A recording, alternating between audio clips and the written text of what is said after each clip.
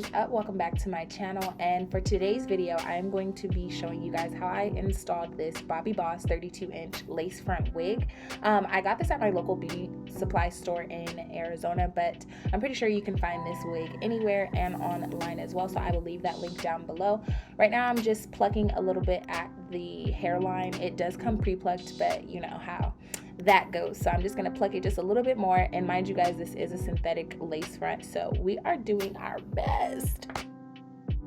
And I have already applied my wig cap off camera. I didn't go in and do the traditional wig cap method just because I didn't plan on keeping this install in for too long, but I'm going to go right in with this Ulta face powder just to tone down the brightness of that wig cap to make it a little bit closer to my skin tone.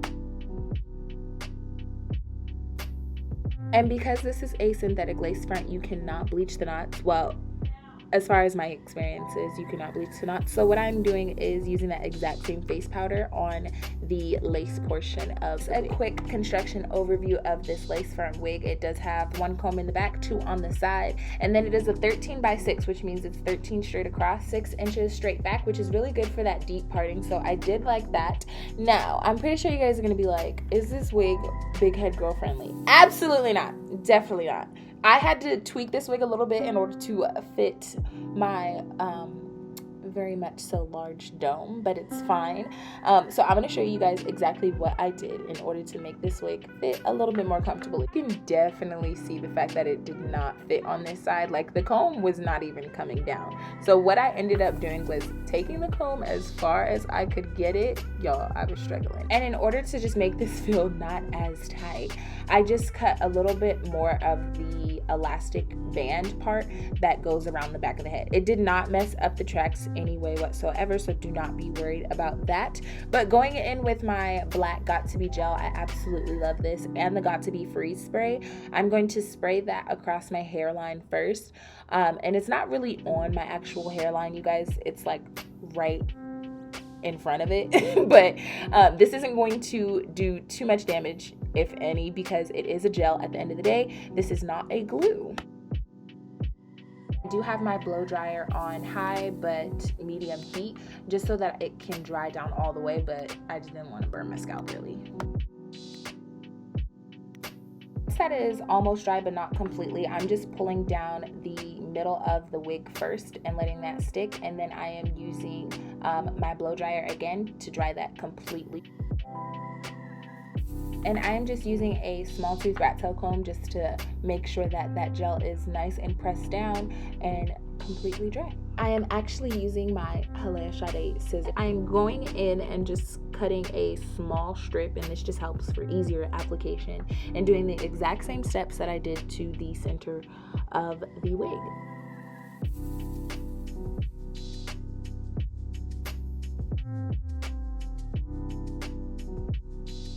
Okay, so now that that is completely dry, I'm going back in with those same small scissors and just cutting a really jagged edge to this lace. You don't want to cut straight across just because you don't want it to look like a hat. You kind of want it to almost form to how your natural hairline would be, as close as you can get it. Now that all the lace is cut up, baby, we are about to do some serious plucking. It's a lot easier to do like that deep plucking once the wig is already on your head, just because you can see exactly where you need to pluck. But what I'm doing is taking it kind of layer by layer and just plucking as I see fit.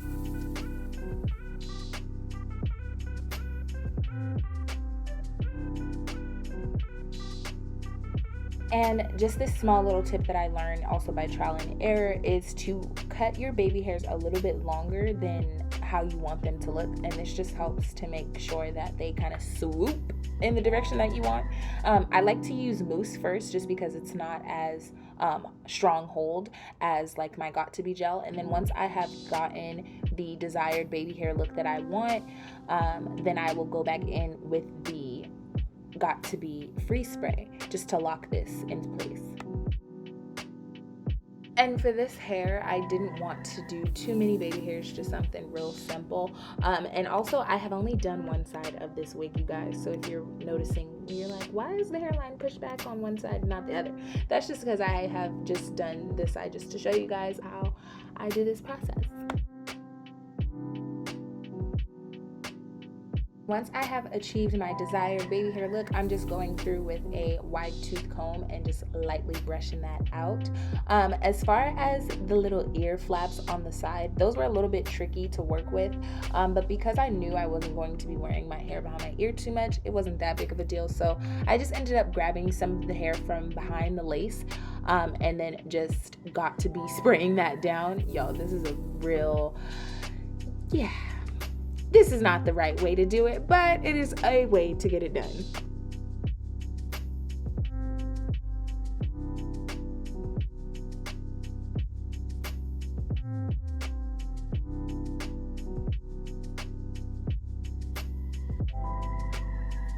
I just wanted to show you guys what one side of the hair looks like, but I'm gonna go off camera to complete the other side, and I will be right back. Okay, so both sides have been completed, and what I'm doing is going back in with that exact same face powder and a small brush, and just kind of tinting the lace a little bit more, and this is just gonna help morph it into my skin tone, and also once I go in to do my makeup, you definitely will not be able to see the hairline either, but I just wanted to make this lace a little bit more similar to how my actual scalp looks.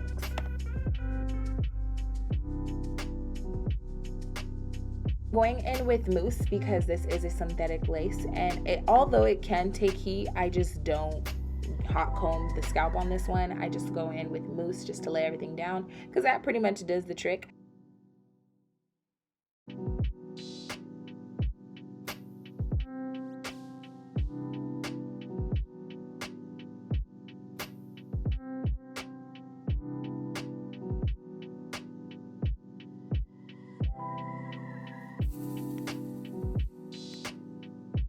Guys, I was definitely feeling the way that this wig ended up coming out.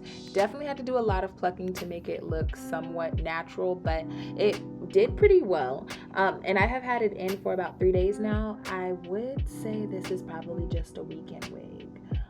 And I have been tying it up every single night, but you know, it's synthetic at the end of the day, so it's not gonna last but so long, but definitely a nice backup wig.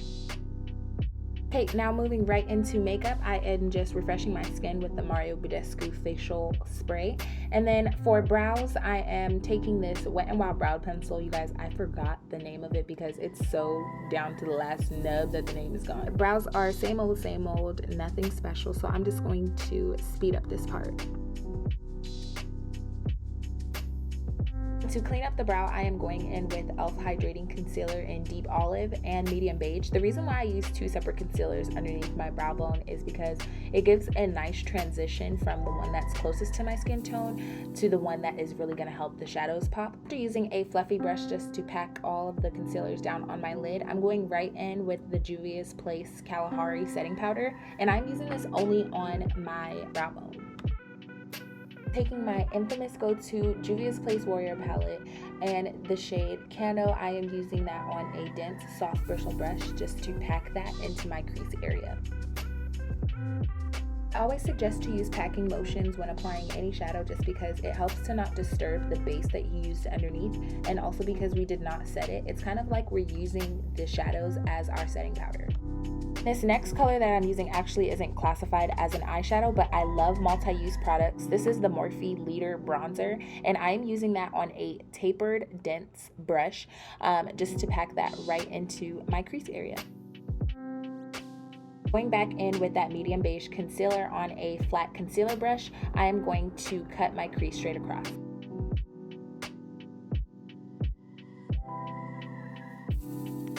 And then using a tiny pencil brush, I'm just going to soften out that edge of the concealer, and going back in with our bronzer crease color shade, I am packing that right in the crease.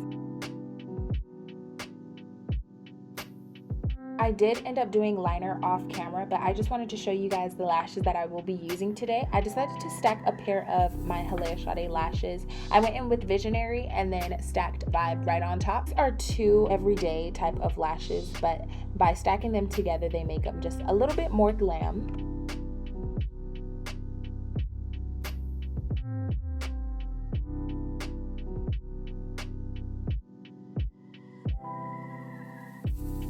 To exaggerate this liner just a little bit, so I went back in with my Wet n Wild black liquid liner and just traced my inner tear duct. And using this NYX Honeydew Me Up primer, it actually is no longer sold in stores, but I found this on Amazon. I got it in a pack of 2. It was such a great deal, and then once I tried it, I was in love. I love the way that it makes my skin feel super soft underneath of all of the matte products that I like to use throughout the day. And then in the areas that I know I am the most oiliest, I am using the Tatcha Silk Canvas Base just right in my T-zone area.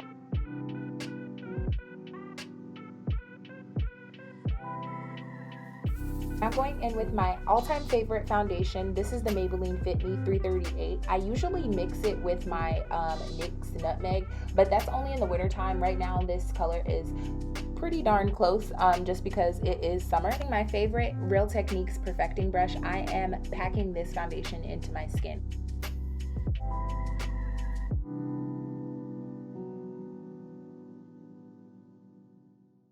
I have really been enjoying color correcting a lot lately, so going in with this Deep Cinnamon Hydrating Elf Concealer, I am using that around my mouth area. And now just to brighten underneath of our eyes, the first color I'm going in with is Deep Olive, that same shade we used in the beginning of our brow bone. And then I am taking Medium Beige right on the highest point of my under eye, and this is just going to help give a nice gradient effect of where we are highlighting. If you aren't familiar with the concept of highlighting, it basically just attracts where the light would naturally hit your face. And then once we go in with our contour, that is creating depth or definition in areas that you want to create shadows.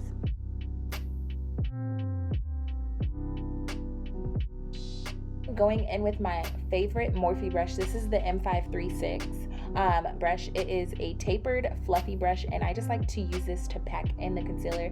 Again, you guys, packing motions is my thing just because it really helps to work the product into your skin, also maintaining that same full coverage look that we want to achieve. A mixture of a small shadow brush and the mini Real Techniques sponge. I like to use these both just to even out all of the products across my face and to really make sure that there are no harsh lines whatsoever in our foundation.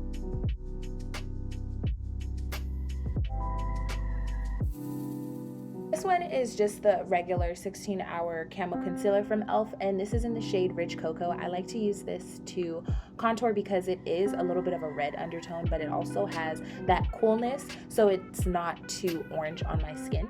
I just wanted to point out some of my key areas to contour. That is my forehead, both sides of my jawline, my lower chin and upper chin, and then right on my cupid's bow.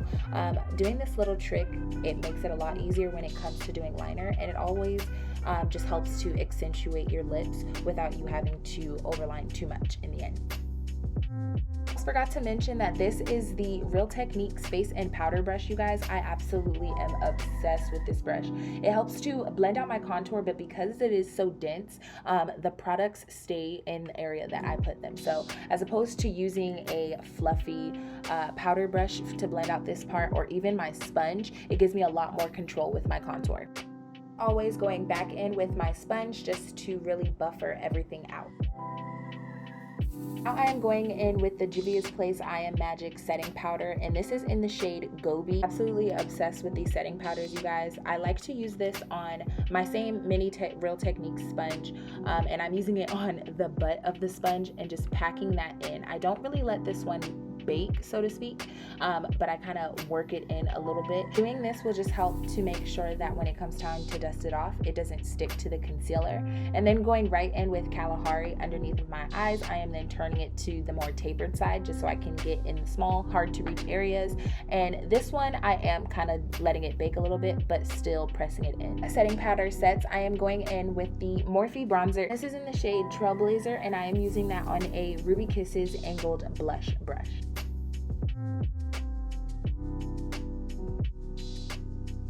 I'm packing in this bronzer. Again, you guys, packing motions are the way to go with applying face products just because it helps to make everything look nice and smooth.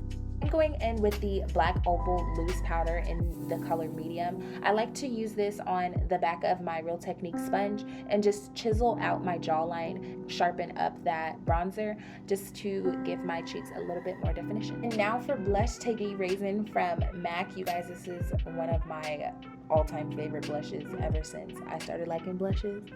This just gives my cheeks just enough color, but not too much, just a nice blush from within. I do not let that Black Opal powder set for long because I do not want to leave it a harsh line. So I go in with a dense packer brush, and now it's just time to take away the rest of the bake as well. But I am packing in the product rather than sweeping it away. This helps to really control where my product goes and to make sure that it doesn't catch on to any parts of the concealer. And I'm just using a spoolie just to brush out the powder from my brows and also fill back in where the product may have gotten lost. Guys, this step is key to having a flawless under eye base. I go back in with my Real Technique sponge, and mind you guys, this sponge is kind of damp but not too wet, and my Studio Fix powder, and this is in the shade NC43, and this just really helps to smooth out the under eye area from where we had the setting powder. Just to bring out the bridge of my nose, I'm going back in with the same Kano color from the Juvia's Place Warrior palette and packing that right in that inner corner.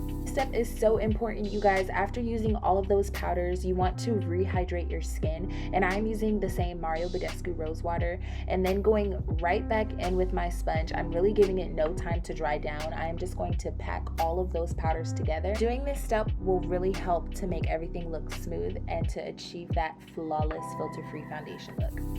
And taking this chocolate brown liner, I am using that to line on my waterline. I like to use dark brown as opposed to black on these softer glam days just because it makes the look a lot softer. And then going right back in with the Juvia's Place Warrior palette, I am using Kano again on a pencil brush and packing that right over top of that. Then I'm just going to add a coat of mascara to my lower lashes just to give this look a little bit more depth. Now for highlighter, on a pencil brush, I'm going back into the Juvia's Place Warrior palette and using the shade Remy to highlight on the tip of my nose and right in between my eyes. And I'm also using this on my chin as well.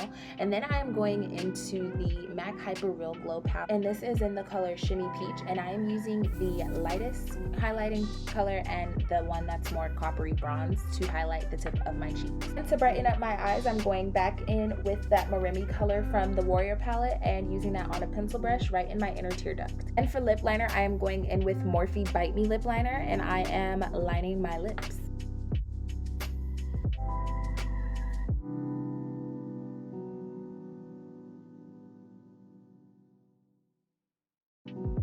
For our lip color, I am taking the Rimmel London Take a Chill Pill lip stain. I absolutely love how moisturizing this lip is, and you can also leave it like this. I was trying to decide if I wanted just to leave it matte or not. That's why I took off my headband, but I decided that I'm gonna stick to my ways, and I'm going in with Morphe Flower Crown lip gloss, and then I just used a clear lip gloss over top of that just to seal the deal. I know it's like, what the heck, Hallayah, you're using 4 things on your lips, but y'all, do you guys see this nude lip combo? This is my go-to. What's up, guys? This is Hallayah's boyfriend. I hope you guys enjoyed the final look of this beautiful woman. This is a good hair and makeup tutorial. Make sure you like, comment, and subscribe, and see you guys in the next video.